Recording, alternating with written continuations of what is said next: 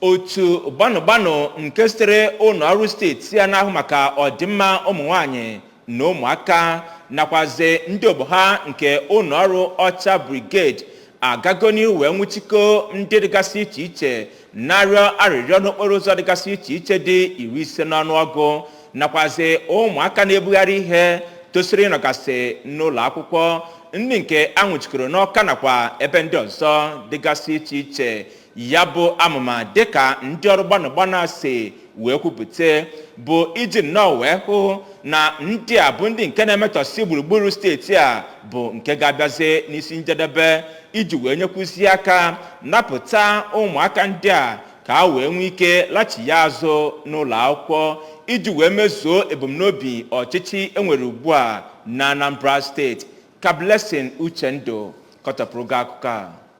Ụfọdụ ebe ha gagasịrị bụ Aroma, Regional Shirley Junction, Unizik Temporary Site, Akwata Junction, Amaobe Bypass na ahịa Ekeọka na ndị ọzọ gasị. Ndị otu ahụ nwụchiri ụmụ nwoke, ụmụ nwaanyị na ụmụaka ruru 50 ndị si na mpaghara dị iche iche nke ala anyị bụ Naịjirịa. Mgbe ọ na-ekwu okwu ka emesịrị, Kọmishọna na-ahụ maka ụmụ nwaanyị na ọdịmma ọha bụ Oriakụ Ifeobinabọ chọpụtara na ọnụọgụ ụmụaka na-ebugharị ahịa n'obodo ndị ọzọ dị n'akụkụ Ọka gosiri ihe na-emegide ikike nke nchedo nke ụmụaka nke steeti Anambra kwenyere na ya. Oriakụ Obinabọ kwukwara na gọọmenti Anambra agaghị anabata igbo oru ụmụaka n'ụdị ọbụla, wee kwukwa na ụmụaka ọbụla ahụrụ na-ebugharị ahịa mgbe ndị otu ha nọ n'ụlọ akwụkwọ na a ga-eduru onye ahụ dubia na ụlọ akwụkwọ. Mgbe ọ na-agwa ndị nta akụkọ okwu, ụfọdụ ndị arịrịọ ahụ anwụchiri bụ Uju Obie, Afam Nweke na Ifeọma Chukwu kwuru na ọ bụ ihe isi ike na enweghị enyemaka bụ ihe mere ha ji wee baa n'ịrịọ arịrịọ ka ha wee leta ụmụ ha. Ha kwukwara na ọ bụ na enyere ha aka na ha ga-ebido azụmahịa, tinyekwa ụmụaka ha n'akwụkwọ ma kwụsị arịrịọ.